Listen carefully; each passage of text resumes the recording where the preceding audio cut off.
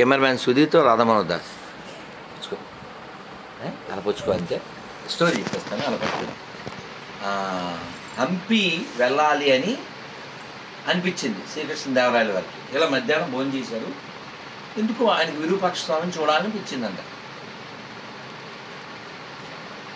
సిద్ధం చేయి గుర్రాన్ని అన్న అంటే రెడీ చేశాను. ఎదురంట్లో ఇంకా తోలుతున్నారు శ్రీకృష్ణదేవరాయలు. ఎదురంట కదా, రాజుగారి మీద పడకూడదంటే ఏం చేయాలి? ముందు గొడుగు పట్టుకోవాలి. అంటే ఊహించండి, గుర్రం పరుగు కంటే తన ముందు పరిగెట్టాలిగా.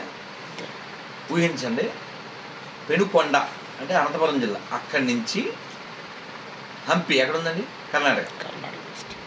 దౌడు తీస్తూనే ఉందంట గుర్రం, తోలుతూనే ఉన్నారు. ఎందుకంటే మళ్ళీ గుడి తలుపులు వేసేస్తారు. వెళ్ళిపోయారు అంతే. ఆయన దండం పెట్టి బయటకు వచ్చారు. వీడు ఏడని అడిగారు. క్లాట్ అయిపోతుంది సార్, అంత పరిగెట్టేశాక అది బరువు పట్టుకుని ఎక్కడో అలా బొమ్మలా పడిపోయాడు.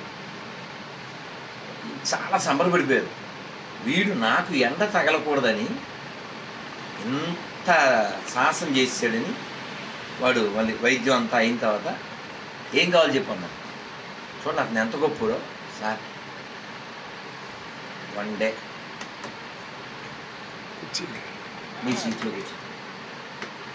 శ్రీకృష్ణదేవరాయలు చాలా ప్లీజ్ అయిపోయారు. నేను ఈ కథ చెప్తుంటే హంపి విరూపాక్ష స్వామి 39 నిమిషాలు అలా చూస్తూనే ఉన్నాను నా వంక.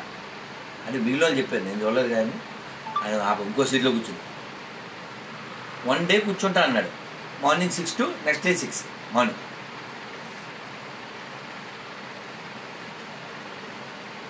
ఇంకా ఎవరెవరిని అనౌన్స్మెంట్ చేసేసాడు, పేదవాళ్ళందరినీ వచ్చేవని. ఇంక ఎలపట్టాలి దానాలు. దానం ఇవ్వాలంటే రాజముద్ర వేయాలిగా. శ్రీకృష్ణదేవరాయలు 3 భార్యలు, ఇతనికి 2 భార్యలు. ఇతను ఎవరు ఇంతకీ ఎవరికి తెలుదు, పేరు చెప్పలేదు. గమనించారా? ఇతను అంటున్నా అంతే. చరిత్రలో కూడా పేరు తెలుదు. అతను విగ్రహం ఉంది ఇప్పుడు కూడా. వేస్తున్నాడు రాజముద్ర. ఇంక పొద్దున్న మరి ఆరైపోతే దిగిపోవాలి కదా. వచ్చిన వాళ్ళందరికీ ఇస్తున్నాడు. ఇంక్ అయిపోయింది. భార్యలు కిల్లీలు వేసుకోమన్నాడు. పాన్ వేసుకోమని నోరు ఎరగొద్దుగా. నుండి మీరు చదవచ్చు, హంపి నుండి హరప్పా దాకా పుస్తకం చదవండి. ఆయన తిరుమల రామచంద్రాచార్య గారు రాశారు.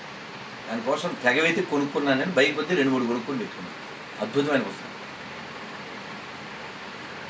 అలా తెల్లారి ఆరైపోయింది. అలా ఎంత దానం చేయాలనుకున్నాడు అంత దానం చేశాడు. ఆ ఇన్స్పిరేషన్తోనే ఒకే ఒక్కటి సినిమా 1 డే సీఎం. ఇంతకీ అతని పేరు గొడుగుపాలుడు. ఆ కథ పేరు గొడుగుపాలుని కథ. ఆ పేరు తెలుదు.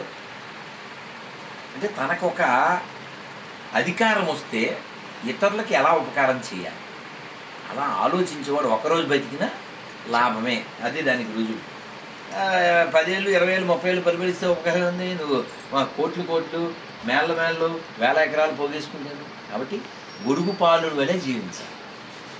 అది ఆ పుస్తకంలో ఉంది. ఖచ్చితంగా చాలా అద్భుతమైన పుస్తకం. ఖచ్చితంగా చదవాలి.